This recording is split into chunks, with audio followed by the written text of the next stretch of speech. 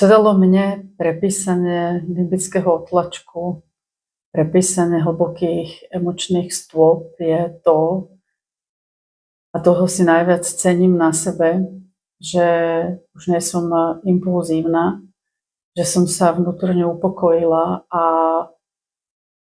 v neposlednom rade by som spomenula aj toľko, že môj vnútorný kritik už nado mnou nevyhráva.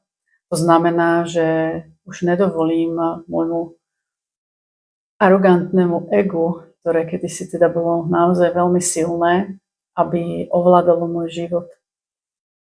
A ja som sa zrazu tak vnútorne upokojila a dodala som svojmu životu lesk, krásu.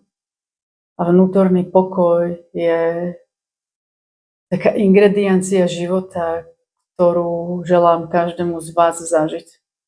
A preto som sa rozhodla práve pre tento workshop, ktorý sa bude konať 20. marca,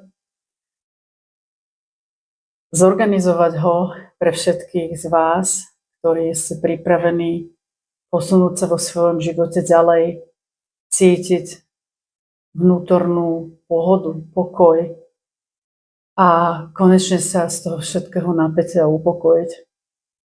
Takže ak máte pocit, že vás práve tento môj workshop hlbokých emočných stôp ťahá, poďte sa prihlásiť, aby ste mali svoje miesto.